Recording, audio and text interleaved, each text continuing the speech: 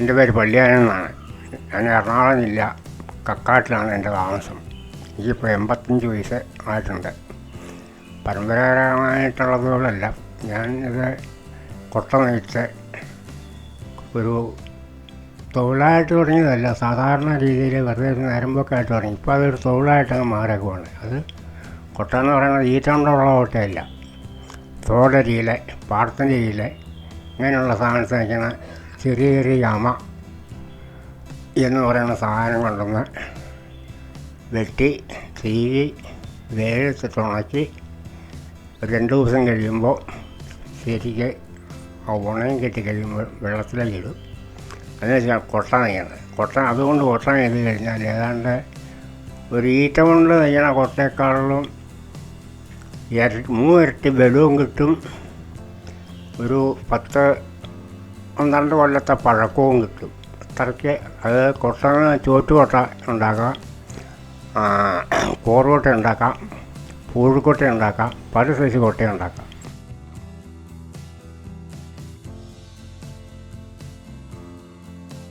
ഈറ്റ കൊണ്ടുണ്ടാക്കുന്നതിനേക്കാളും ഇരട്ടി ബലവും മുഴുപ്പും എല്ലാം ഉള്ളതാണ് യമ കൊണ്ടുണ്ടാക്കുന്ന കൊട്ട. പഴക്കത്തിന് വളരെ നല്ലതുമാണ്, ഗുണം കൂടുതലുണ്ട്. പിന്നെ സാധനം ബുദ്ധിമുട്ട് കൂടുതലുണ്ട്. ചെളിക്കട തോട്ടരിയിലെ പുഴയിലെ ഈൻ്റെക്കിടയൊക്കെ നടന്ന് കണ്ടിച്ച് പെറുക്കി കൊണ്ടുവന്ന് കയറിയെടുക്കണം. ഇപ്പം സാധാരണ മുഴുപ്പെന്ന് വെച്ച് കഴിഞ്ഞാൽ നമ്മുടെ ചുണ്ണാമ്പി മുഴുപ്പേ ഉള്ളൂ ഈ സാധനത്തിന്. അത് 4ആക്കിയിട്ട് നടുവേ നമ്മുടെ തീ കളഞ്ഞിട്ടാണ് കൊട്ട ഉണ്ടാക്കുന്നത്. എല്ലാ കൊട്ടകളും ഉണ്ടാക്കാം. അതായത് വട്ടക്കൊട്ട, ചോറ്റുകൊട്ട മുതൽ കോറുകൊട്ട വരെ ഉണ്ടാക്കാവുന്ന സാധനമാണ് ചെറിയ യമ.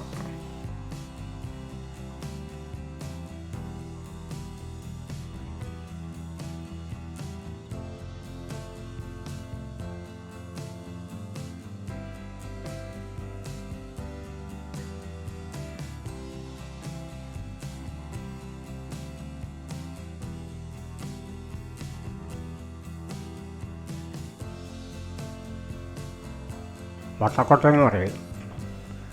വട്ടക്കൊട്ട, ചോറ് വര, ബാക്കി എന്തെങ്കിലും സാധനങ്ങളുണ്ടെങ്കിൽ വാര, അങ്ങനെയുള്ള പല ഉപയോഗമുണ്ട് ആ കൊട്ട കൊണ്ട്. ചെറിയ കൊട്ടകൾ നെയ്യാറുണ്ട്. പൂഴിക്കൊട്ട, അതായത് കയ്യാഴയ്ക്ക് മണ്ണ് കോരി മറിക്കുക, കല്ല് വാരിയിടുക. ഇപ്പോൾ അതൊന്നുമില്ല. ഇപ്പോൾ മുഴുവൻ ടയറിൻ്റെ കൊട്ടയില്ല. ഇപ്പോൾ പൂഴിക്കൊട്ട എന്ന് പറയുന്ന സാധനം കാണാനേ ഇല്ല. വളരെ ചുരുക്കം ഉള്ളൂ പൊന്തി കൊണ്ടുള്ള കൊട്ട. ഇപ്പം മുഴുവൻ ടയർ കൊട്ടയാണ്. ഞാൻ പൂഴിക്കൊട്ട നെയ്യാറുണ്ട്, നെയ്യണമുണ്ട്. പക്ഷേ പൊന്തി ഇപ്പോൾ കിട്ടാനില്ല നമ്മുടെ നാട്ടിൽ. അത് കാരണമായിട്ട് കയ്യാണിക്ക് മണ്ണ് കോരി മറിക്കാം, വല്ലതും സാധനങ്ങളുണ്ടെങ്കിൽ ചാണാൻ ചോക്കാം, കല്ല് നോക്കാം, പിന്നെ പല പല സാധനങ്ങളും ചോക്കാം എന്നാണ് പൊന്തി കൊണ്ടുള്ള കൊട്ട.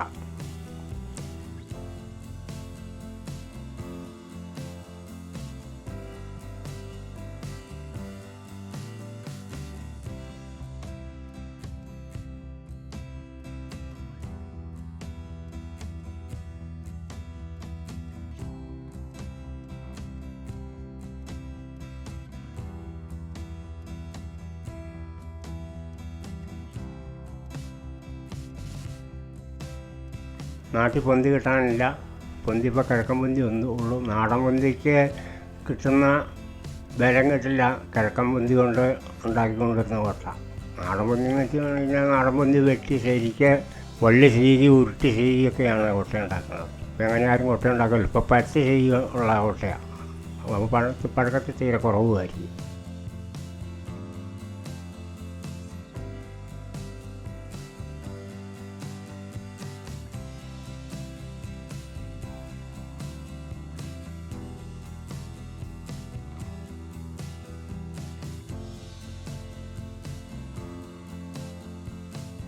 വെട്ടുക, വെട്ടിക്കൊണ്ടുവന്ന് തീമ്പിയിട്ട് മുട്ട അടിച്ച് ചീവി എടുത്ത് 4ആയിട്ടങ്ങ് പൊളിച്ച് വെയിലത്തേക്ക് വെച്ച് കഴിയുമ്പോൾ ചെറിയൊരു വാടൽ വരും.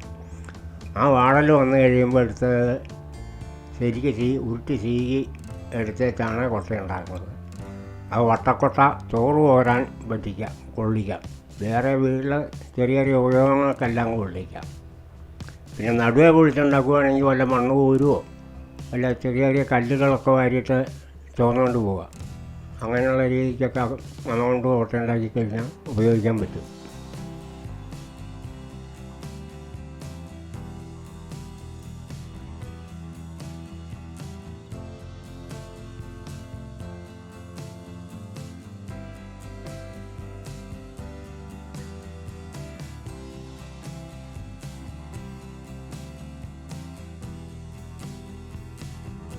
കപ്പ വാട്ടിക്കോരാം, ചേമ്പ് വാരി വയ്ക്കാം. അങ്ങനെ പല ഉപയോഗങ്ങൾക്കും ഈ കൊട്ട കൊണ്ട് ഉപയോഗമുള്ളതാണ്. ഒരു വീട്ടിലെ സകല കാര്യങ്ങൾക്കും ഈ കൊട്ട ഉപയോഗിക്കാവുന്നതാണ്. ചോറ് മുതൽ ഉപയോഗിക്കഴിഞ്ഞാൽ കരിക്കരിക്ക് വയ്ക്കാം. അങ്ങനെ പല പല കാര്യങ്ങളും ഈ കൊട്ട എടുക്കാം, ഉപയോഗിക്കാം. ആ കൊട്ടയുടെ വലിപ്പം അനുസരിച്ച് നെയ്തെടുക്കുകയും ചെയ്യാം.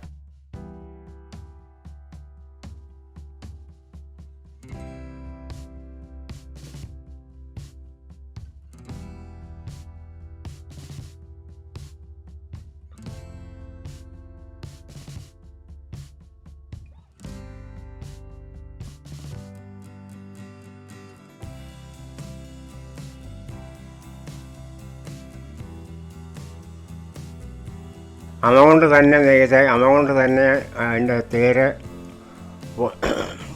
കെട്ടണ വള്ളി അതുകൊണ്ട് തന്നെയുള്ളതാണ്. സകലതും പ്ലാസ്റ്റിക്കിൻ്റെ യാതൊരു സാധനം ഉപയോഗിക്കാനുള്ള കൊട്ടയത്. പ്രകൃതിക്കാണ് കൊട്ടയത്. ഇപ്പം ആരും അങ്ങനെ കൊട്ട നെയ്യണമില്ല, ഉപയോഗിക്കുന്നു. ഇപ്പം എല്ലാവരും പ്ലാസ്റ്റിക്കല്ലേ ഉപയോഗിക്കുന്നത്. പക്ഷേ ഈ കൊട്ടയെന്ന് പറയുന്നത് ഈ പ്ലാസ്റ്റിക്കിൻ്റെ യാതൊരു അംശവും ഉള്ള സാധനമല്ല. അതുകൊണ്ട് തന്നെ നെയ്തുണ്ടാക്കി വെക്കുന്നതാണ്.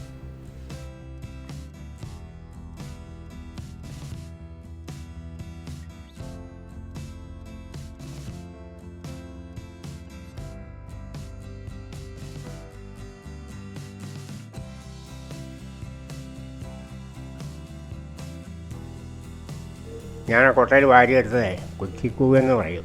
അത് ശരിക്ക് അരച്ച് മോറെടുത്ത് കുറുകി കഴിക്കാം. അങ്ങനെ പലഹാരങ്ങൾ ഉണ്ടാക്കി കഴിക്കാം. ഞാനതൊക്കെയാണ് നേരത്തെ മുതൽ കഴിച്ചുകൊണ്ടിരിക്കുന്നത്. എൻ്റെയൊക്കെ ആഹാരം എന്ന് പറയുമ്പം കപ്പ, ഈ കുച്ചിക്കൂവ, പിന്നെ ചേമ്പെന്ന് പറയുന്ന ഊരാളിച്ചേമ്പെന്ന് പറയുന്ന സാധനമുണ്ട്. അത് കഴിഞ്ഞ് കാട്ടുകിഴങ്ങെന്ന് പറയുന്ന സാധനമുണ്ട്. ഇളത്തക്കിഴങ്ങെന്ന് പറയുന്ന സാധനമുണ്ട്. അതൊക്കെ കട്ടുള്ള സാധനങ്ങളാണ്. അതൊക്കെ കൊണ്ടുവന്ന് അരിഞ്ഞ് വാട്ടി വെള്ളത്തിലിട്ട് 1-2 ദിവസമൊക്കെ കഴിയുമ്പോൾ കഴുകി വാരി പുഴുങ്ങി തിന്നും. അതുകൊണ്ടൊക്കെയാണ് ഞാനിപ്പോൾ ഈ 55 വയസ്സായിട്ടും ഇങ്ങനെ കുറേശ്ശൊക്കെ എനിക്ക് നടക്കുന്നതിലേക്ക് ചെയ്തുകൊണ്ട് നടക്കുന്നത്. ഇപ്പോഴും നടുവിനും ഒക്കെ വേദനയുണ്ടെന്നേ ഉള്ളൂ. ആരോഗ്യത്തിന് വലിയ കുഴപ്പമില്ല. നടുവ് ശരീരത്തിന് വേദന മാത്രമേ ഉള്ളൂ, അല്ലാണ്ട് വേറെ എനിക്ക് പ്രത്യേക അസുഖങ്ങളൊന്നുമില്ല.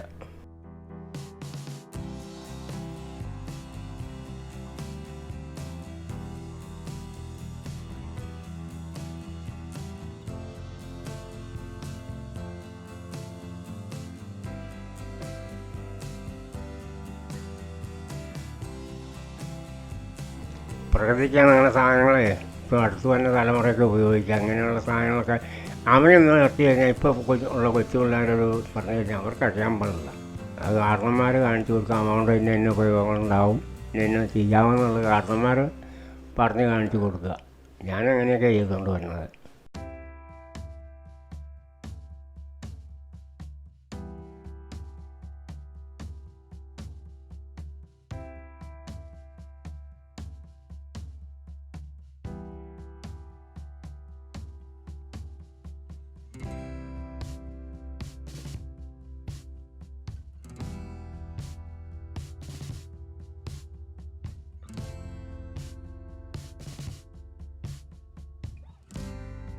യമ കണ്ടിക്കുന്നത് പക്കം നോക്കി കണ്ടിക്കണം.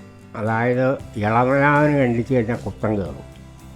അതേസമയം ഈ വാവ് കഴിഞ്ഞിട്ടൊരു 3 ദിവസം കഴിഞ്ഞിട്ട് കണ്ടിച്ച് കഴിഞ്ഞാൽ കുത്തൻ്റെ കുഴപ്പമുണ്ടാവില്ല.